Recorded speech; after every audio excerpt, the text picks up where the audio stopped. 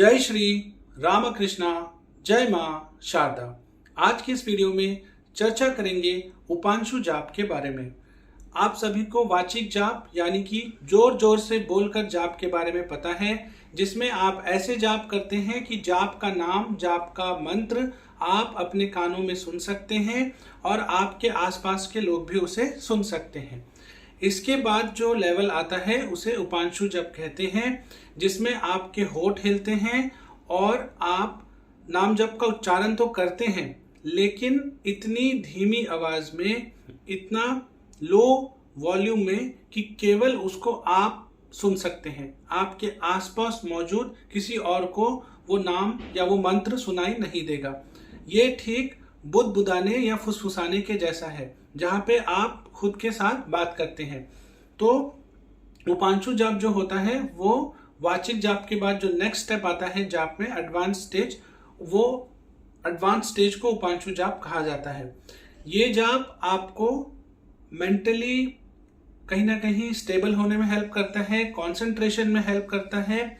वाचिक जाप से ऐसा कहा जाता है कि ये 10 टाइम्स ज़्यादा इफेक्टिव है और कहीं ना कहीं आपको बाहर मुखी से अंतर्मुखी होने में बहुत ज़्यादा हेल्प करता है और आपकी साधना को एक गहराई देने में, एक सही डायरेक्शन में, एक बहुत इंटेंसिफाई करने में आपको हेल्प करता है।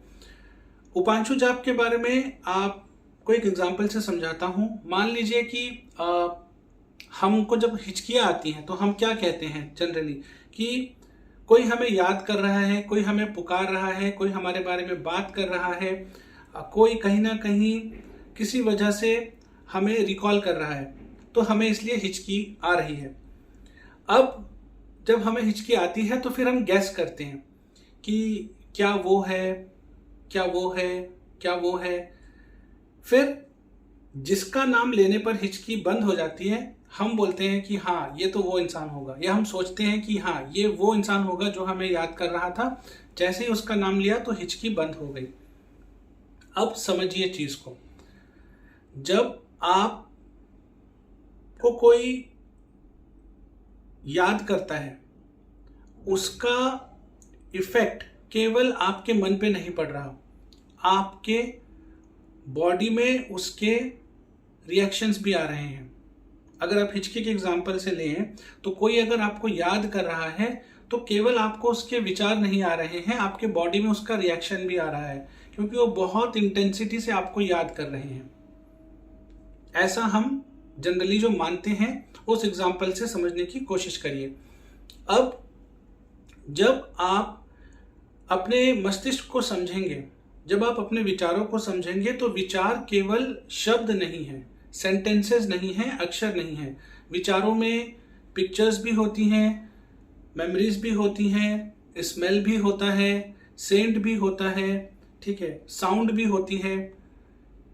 आपके विचारों में अलग अलग तरह के कहीं ना कहीं पैटर्न्स होते हैं, या अलग अलग चीज कॉन्स्टिट्यूट करते हैं आपके विचारों को। केवल शब्द, केवल अक्षर या केवल सेंटेंस ही आपके विचार नहीं होते हैं। अब ये जो विचार हैं, कहीं ना कहीं अगर आप देखेंगे, एक और एग्जांपल से समझिए।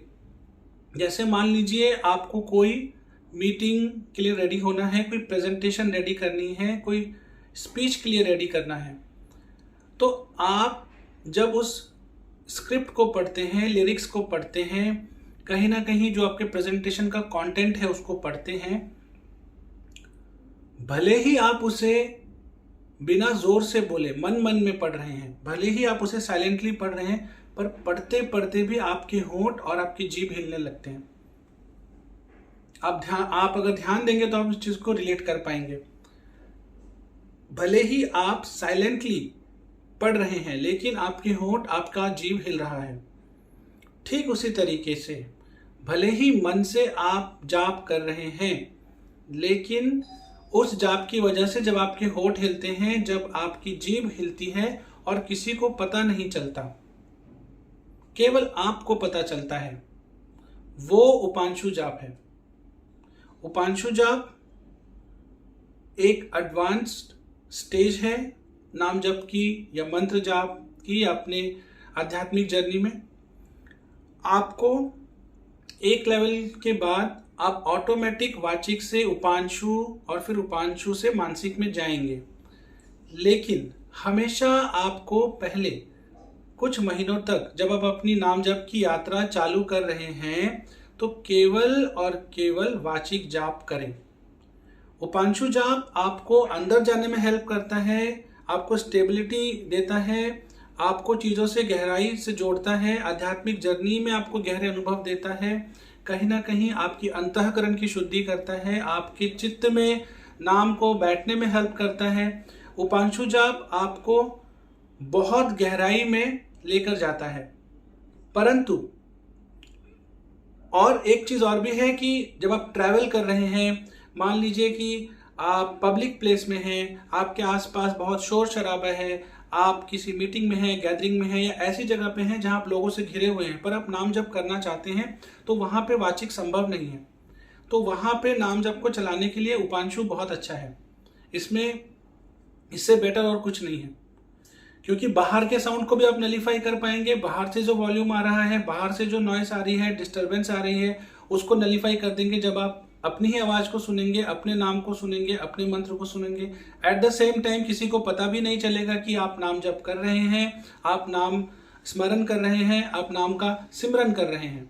तो बहुत इफेक्टिव है। परंतु एक चीज याद रखना है, स्टार्टिंग में आपको कभी भी उपांशु पर अधिक फोकस नहीं देना है। जब आपका वाचिक जाप का कोटा कंप्लीट हो जाता है आपके प्रारब्धों के अनुसार, आपकी साधना के अनुसार, तो ऑटोमेटिक आप उपांशु में चले जाते हैं। अब उपांशु में एक और चीज है कि उपांशु से कहीं ना कहीं कंठ सिद्धि भी होती है। जी हाँ, उपांशु जब आपको कंठ सिद्धि की ओर लेके जाता है, कंठ सिद्धि मतलब आप जो बोलेंगे, जैसा बोलेंगे, जिसको बोलेंगे वैसा ही हो जाएगा या वैसे ही चीजें होने लगेंगी। इस तरह की सिद्धि, इस तरह की पावर आपको उपांशु जाप से आती है। बट अगेन, उपांशु जाप आपको पावर, सिद्धि कहीं ना कहीं ऐसा कुछ डेमोन्स्ट्रेट करने के लिए नहीं करना है। आप एक सच्चे साधक हैं, आप एक अच्छे उपासक हैं, आप अपनी साधना में आगे बढ़ना चाहते हैं, आप अपनी इष्ट से जुड़ना चाहते हैं, इष्ट की सेवा करना चाहते हैं, अपना जीवन उनको पूर्ण रूप से समर्पित करके उनकी सेवा में, उनकी पूजा अर्चना में आप लगाना चाहते हैं। ये आपका लक्ष्य होना चाहिए। लेकिन आपको पावर्स मिलेंगी उपांशु जाप करते हुए जब आप जो भी बोलेंगे, जिसको बोलेंगे, जैसा बोलेंगे, वो चीजें फलित होने लगेंगी, वो चीजें घटने लगेंगी। तो आप में से बहुत सारे लोग जो ये पूछते हैं कि कंठ सिद्धि के बारे में बताइए या कैसे हम पावर्स को महसूस करें नाम जप से, तो जो मैं कहता हूं कि 15 से 18 महीने आप जाप करिए, उसमें आपको रिजल्ट मिलते हैं। तो 15 से 18 महीने के बाद एक ऐसा फेज आएगा जहां धीरे धीरे आप देखेंगे, भले ही आपका उपांशु उस टाइम कम चल रहा हो, उस टाइम भी आपका वाचिक भले ही चल रहा हो, पर थोड़ा थोड़ा उपांशु आपका चलने लगेगा और आप देखेंगे गौर से कि आप जो चीजें बोल रहे हैं, जैसा सोच रहे हैं, चीजें वैसी वैसी होती चली जा रही हैं। तो आप में से बहुत सारे लोग बोलते हैं क्या अनुभव होंगे, कैसे पता चलेगा, या फिर क्या ऐसे एक्सपीरियंसेस होंगे। तो इस तरह के एक्सपीरियंसेस होना स्टार्ट होंगे। आप खुद से जो बातें करेंगे, किसी और से कुछ बातें करेंगे, कोई भी विषय पर आप डिस्कस करेंगे, किसी को कोई सलाह देंगे, कोई गाइडेंस देंगे, आप वो चीजें होने लगेंगी। इसी पर मैं और डिटेल में और वीडियोस लाऊंगा। पहली वीडियो है तो आप एकदम बेसिक से समझिए कि जब आपके होंठ हिलते हैं, आपकी जीभ हिलती है और कहीं ना कहीं बाहर साउंड नहीं आता, केवल नाम चलता है और नाम को आप अपने कानों से सुन सकते हैं। उच्चारण अब कर रहे हैं बट बहुत धीरे धीरे बुदबुदा रहे हैं, फुसफुसा रहे हैं, केवल आप सुन सकते हैं। आसपास किसी को भी पता नहीं चलेगा कि आप नाम जप कर रहे हैं। उसको उपांशु जाप कहते हैं। उम्मीद है आपको आज की वीडियो अच्छी लगी। इसी तरह की योग, भारतीय संस्कृति, अध्यात्म, नाम जप, आयुर्वेद, हस्त मुद्रा से जुड़ी वीडियोस को देखने के लिए आप हमारे चैनल को सब्सक्राइब कर लीजिए और नीचे बेल आइकन को प्रेस कर लीजिए। हर हर महादेव। जय हिंद, जय भारत।